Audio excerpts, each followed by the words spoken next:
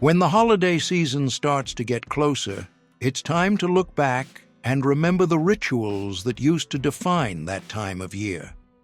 Between lights, smells, and music, a lot of traditions have faded away, but they still live on in our memory. Today, I invite you to revisit some almost forgotten end-of-year traditions that carry stories and meaning. Big holiday cards. For many years, holiday cards were a real family ritual. Parents and kids would get together to pick designs, write them by hand, and prepare the envelopes, turning each card into a message for someone specific. It wasn't just a polite greeting. It was a concrete way of saying, "I thought of you," and keeping close those who lived far away. In the mid-20th century, this exchange was so common that the post office itself felt festive. Cards arrived with striking illustrations, different handwriting, and personal messages. The mailbox filled up with familiar names, from friends to co-workers. A lot of people included a family photo or a short recap of the year, as if each envelope carried a little slice of life. With digital communication, the habit lost ground to instant messages, e-cards, and social media posts.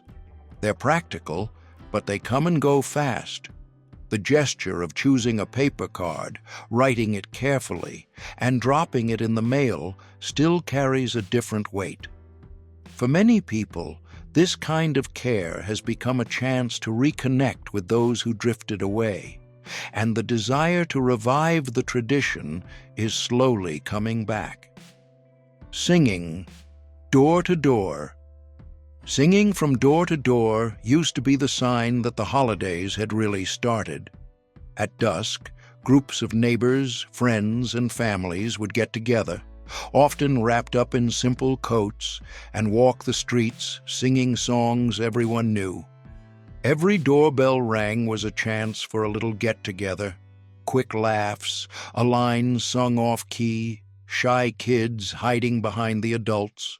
Often, whoever opened the door would offer hot chocolate, tea, cookies, or just a chat on the front steps, and that alone was enough to turn strangers into familiar faces.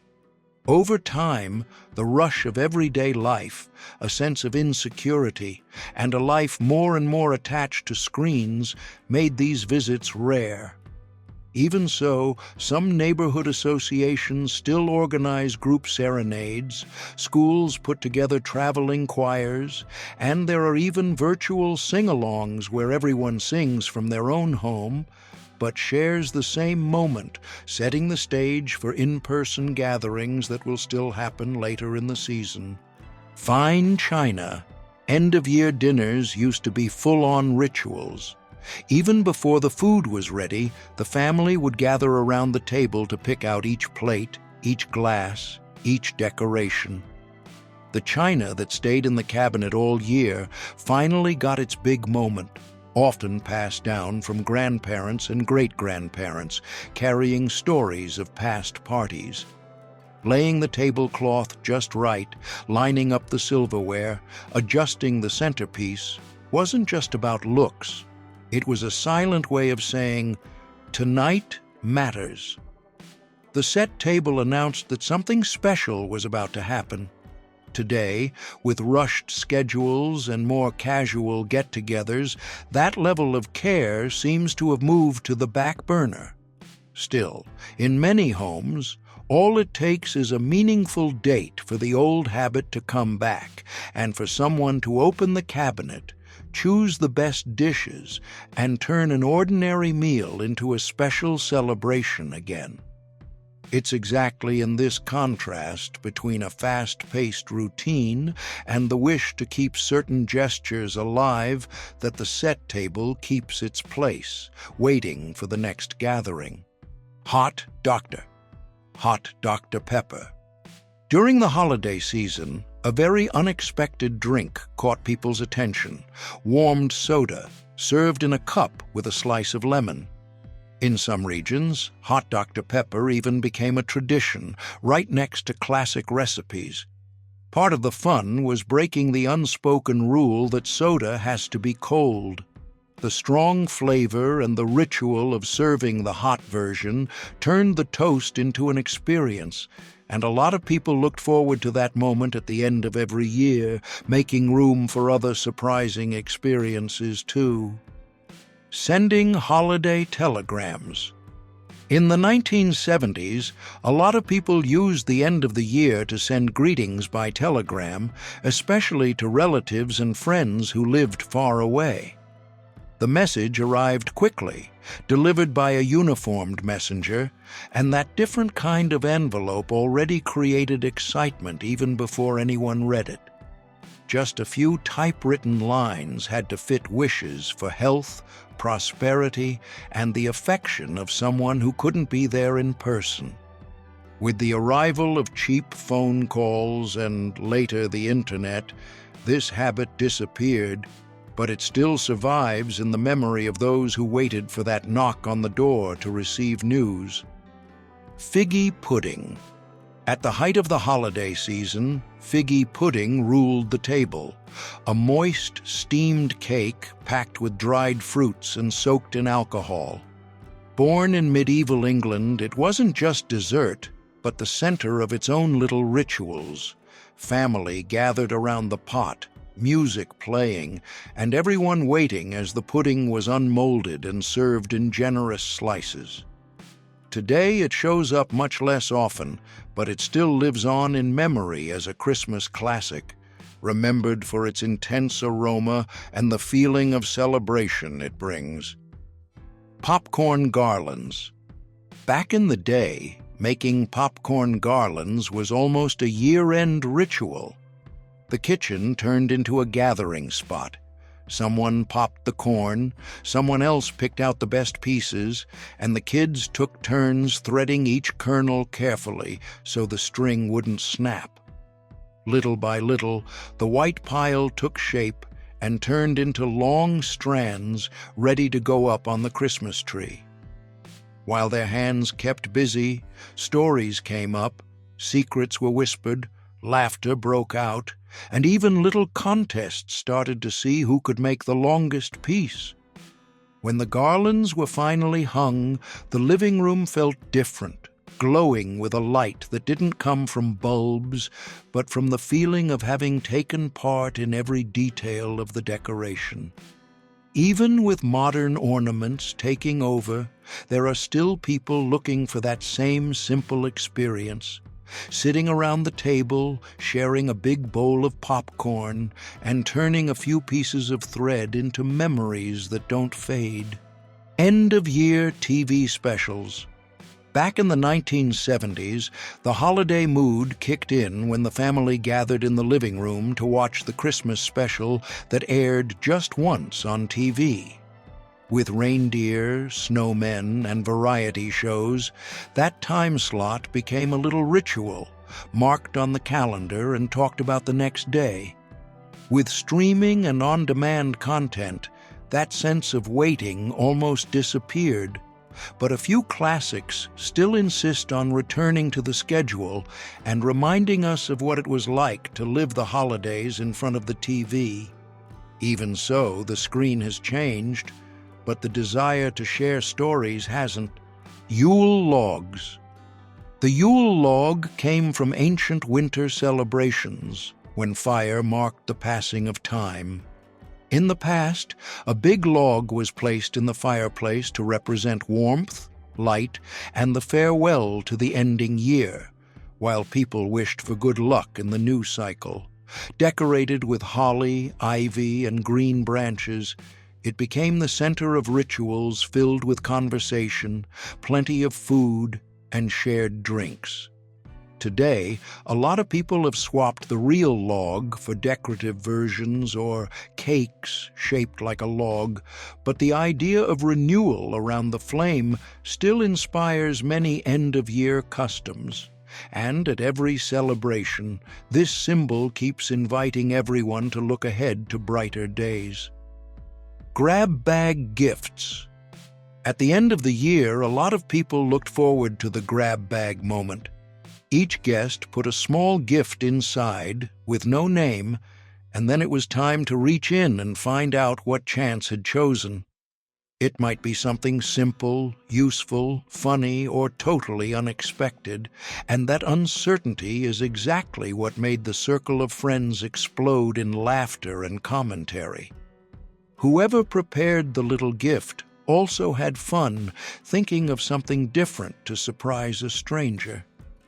Even though this tradition shows up less at parties nowadays, the idea of exchanging symbolic gifts, chosen with care and wrapped in that air of mystery, still sparks curiosity and helps create connections among the people who get together to celebrate. And once the bag starts making its way around the room, almost no one pays attention to how much anything cost, but instead to the story that might come out of that random pick. Christmas light competitions. In the past, the streets got a special glow from Christmas light competitions. Neighbors planned for weeks, covering facades and yards with string lights and themed figures, and everyone wanted to put on the best show on the block. Families would go out by car just to drive through the neighborhoods and find a new surprise of lights at every corner. These contests hardly happen anymore, but that feeling of driving at night and seeing lit-up windows, roofs, and trees still makes us feel like the end of the year has finally arrived. It's as if every house were telling its own story, and we, from the outside, could step into that shared festive mood for a few minutes. Miniature Christmas trains. Miniature Christmas train sets, often set up in a special corner of the living room, were way more than just toys. That's where parents and kids came together to snap pieces into place, adjust the scenery, and turn on tiny lights that made the whole house feel festive. As the train circled the tree, passing through tunnels, over bridges, and by little houses, it felt like watching a little world come to life.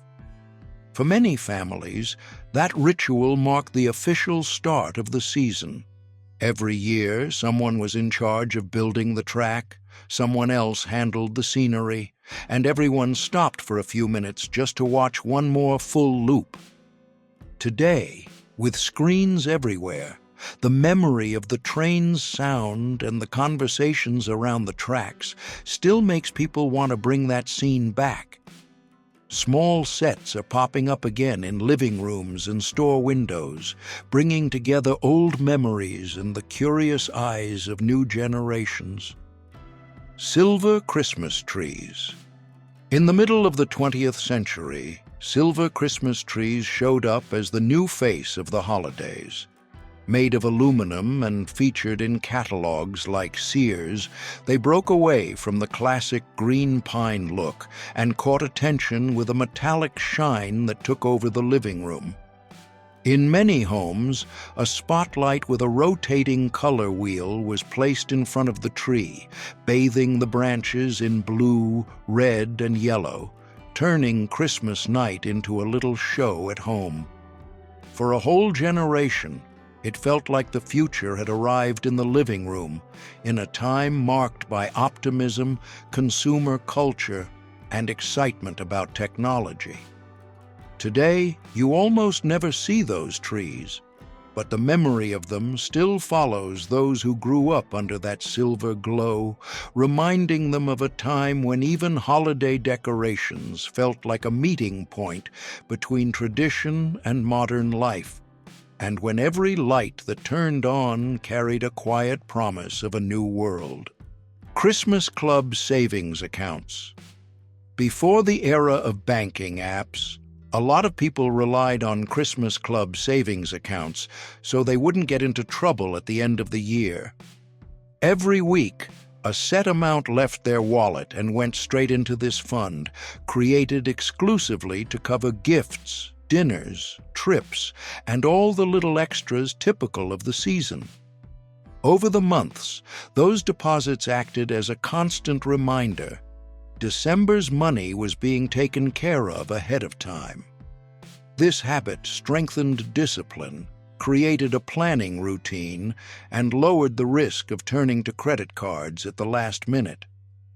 When the calendar started getting close to December, seeing the balance that had built up brought relief and a sense of being prepared. Even though this kind of account barely shows up in bank ads today, the logic still makes sense. Setting aside a piece of your income ahead of time, focused on end-of-year expenses, is still one of the simplest ways to get through the holidays with more financial peace of mind. Outdoor ice skating. In the 1970s, outdoor ice skating was almost a year-end ritual. When the cold arrived, families and friends went out to frozen ponds and lakes, lacing up their skates amid laughter. Christmas lights reflected on the white surface, snow fell slowly, and every glide seemed to stretch the evening a little longer. Afterward, everyone huddled close to a fire, hands wrapped around cups of hot chocolate while their stinging cheeks started to thaw, and the stories from that late afternoon came to life. Over time, many of these gatherings moved to indoor rinks, and milder winters made natural ice less safe, but the memory of this tradition is still easy to bring back. Holiday shopping. Back in the day, holiday shopping was almost a family ritual. We'd set aside the entire day to walk downtown, go in and out of stores, wander through markets, and marvel at the decorated shop windows. It wasn't just about picking out gifts. It was about the outing itself, walking around with no rush, taking a break for a snack, sharing a treat, and talking about every little detail of the decorations. Malls filled up with colors, the smell of pine and cinnamon mixed with the sound of music, and all of that created a feeling that stuck in people's memories.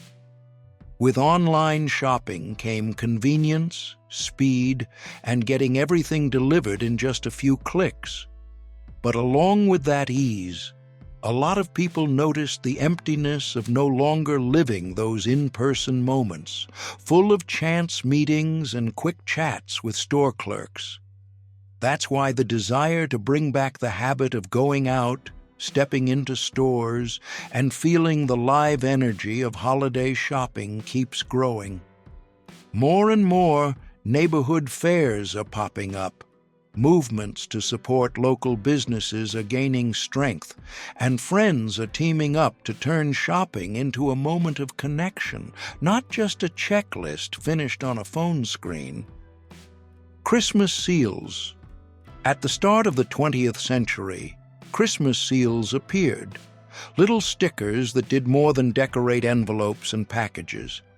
Each seal bought helped raise funds for hospitals, social campaigns, and different charity efforts. That way, the simple act of preparing holiday cards also became a way of taking part in something supportive. By sticking on a seal, the person wasn't just decorating their mail, they were also showing support for those in need. Even though they're used much less today, this idea of combining celebration and helping others still inspires many practices and gestures in Christmas traditions. Holiday punch bowls. Picture a living room decorated for the holidays back in the 70s. Right in the middle of the table, a big punch bowl stole the show. Inside, juices, soda, and sometimes a splash of alcohol were mixed, creating that colorful drink everyone wanted to try. The adults filled their glasses while catching up. The kids, with their alcohol-free version, lined up, laughing at the bubbly fizz. Hanging out by the punch bowl became an excuse to start a conversation, meet new people, and stretch the party a little longer. That's where stories made the rounds, where someone tested a different mix and someone else defended the right family recipe. Over time, individual bottles and cold cans took over, and the punch bowl slowly disappeared, but it still lives on in memory as a symbol of those gatherings full of people around the same table. Real candles on Christmas trees. In the 1970s, it was still common to see Christmas trees lit by real candles, tucked among the branches and lit only at special moments of the evening. The tradition dated back centuries and charmed everyone with its flickering light, making the shadows dance across the room while the family gathered around the tree. But that magic came with tension. Any distraction could turn the celebration into danger. Dry needles, gift wrap, and even nearby curtains could catch fire in seconds, so someone was always watching, mental timer running, ready to blow everything out. When electric lights started to spread, bringing color, convenience, and more safety, candles slowly disappeared from the trees. But the memory of that living glow still lingers in many people's minds. Holiday potluck dinners. In the 1970s, the end of the year got an extra shine from potluck dinners. Friends, relatives, and neighbors planned to meet up, and everyone showed up with a dish made at home. One family's pasta, another's roast, a dessert that had been a closely guarded secret for generations. In just a few hours, the table filled up with smells, stories, and laughter, and the living room turned into the neighborhood meeting spot.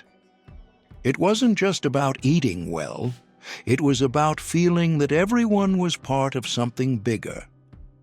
Today, this tradition has almost disappeared, but it can come back anytime someone decides to open their door, call everyone over, and share the work of preparing the meal again, rebuilding ties that everyday life pushed to the side, just waiting for another chance.